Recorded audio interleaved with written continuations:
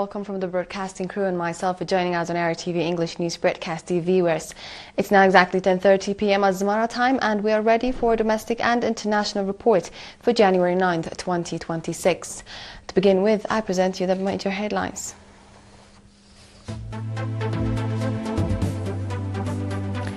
Meetings on implementation of development programs. Monetary contribution towards augmenting Martyrs Trust Fund. In our international, Russia hits Ukraine with rarely used Eritrea missile. And US President threatens to hit Iran very hard.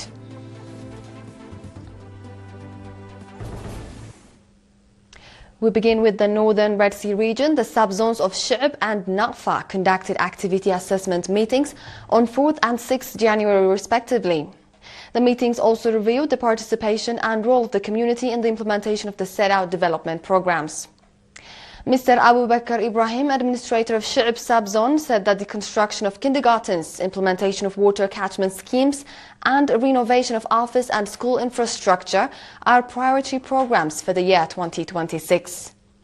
Similarly, Mr. Yaqub Idris, administrator of Naqfa subzone, reported that commendable water and soil conservation activities were carried out in the year 2025.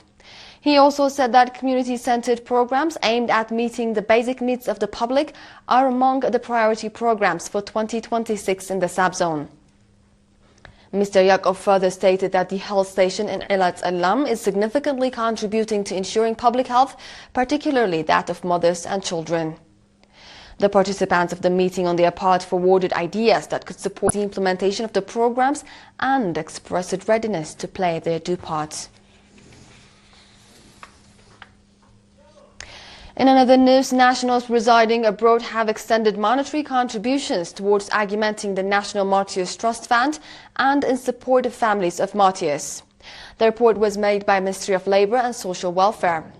Accordingly, the Eritrean community in Germany contributed 1,510,000 Naqfa and 39 Naqfa rather, the Eritrean community in Israel 240,000 Naqfa, the Eritrean community in Sudan 135,000 Naqfa, the Eritrean community in the Swedish cities of Söderhamn and Bollnäs and their environs 41,251 Naqfa, the Eritrean community in Östersund 35,462 Naqfa, nationals in Sandviken 17,200 Naqfa, and Mr. Kasete Fisahatyan, a resident of Sweden, contributed 6,988 Naqfa towards augmenting the National Martyrs Trust Fund. Similarly, Eritrean nationals residing in Trondheim and its environs Norway contributed 200,176 Naqfa, while Eritrean nationals in Jönköping, Sweden contributed 45,000 Naqfa in support of families of martyrs. Do stay tuned, dear viewers, for we shall be back with the international ones after the short break.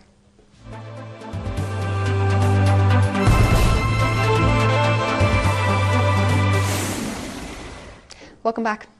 Now, the global arena, Russia has used the Oceanic ballistic missile as part of the massive overnight strike on Ukraine.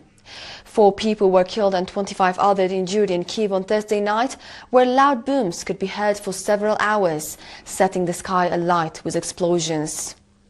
It is only the second time that Moscow has used the Oceanic missile, which was first deployed to hit the central city of Dnipro in November 2024. Russia's defense ministry said the strike was a response to a Ukrainian drone attack targeting President Vladimir Putin's residence in late December.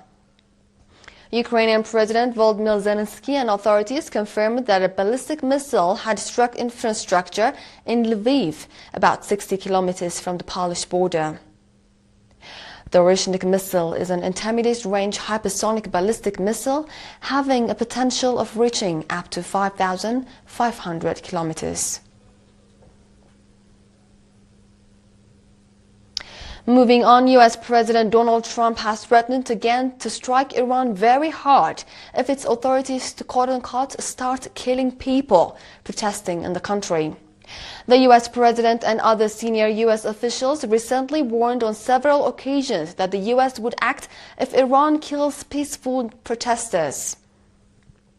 Iran's foreign ministry condemned what it described as interventionist and deceptive remarks by the Trump administration on recent unrest in the country, saying they reflected the U.S. continued hostility towards the Iranian people. The U.S. comments on Iran's internal affairs were part of a long-standing policy of pressure and interference, rather than genuine concern for the welfare of Iranians, said the ministry in a statement. Protests have erupted in several Iranian cities since late last month. Iranian authorities have acknowledged the demonstrations and said that they are willing to address economic grievances, while warning against violence, vandalism and unrest. Dozens of people, including protesters and members of the security forces, have been killed since the protests began, according to various reports. There is, however, no official figure for the death toll. Our focus now shifts to Australia. 3 people were unaccounted for as out-of-control bushfires raged in the Australian state of Victoria, destroying homes and burning through vast swaths of bushland, authorities said today. The authorities said damaging winds and temperatures up to 46 degrees Celsius forecast for Victoria's north would mean any fires burning will be undefendable. A blaze near the town of Longwood has burned through more than 35,000 hectares of bushland, while a blaze near Walwa has grown to around 20,000 hectares. Both started on Wednesday, January 7th, and an intense heat wave in the country's south produced the worst fire conditions since 2019, when bushfires destroyed large tracts of southeastern Australia, killing 33 people in what became known as the Black Summer. With this, we conclude our domestic and international report, dear viewers. Before we finalize, I present you the major headlines once more.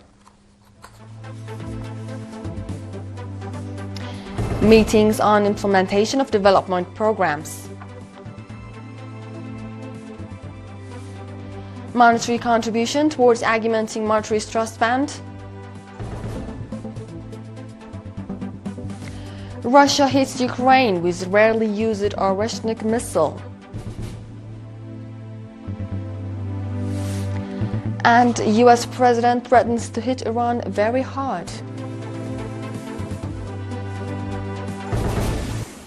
This was the World on Friday with ERi-TV English News broadcast. Viewers, from all of us here, thank you for watching.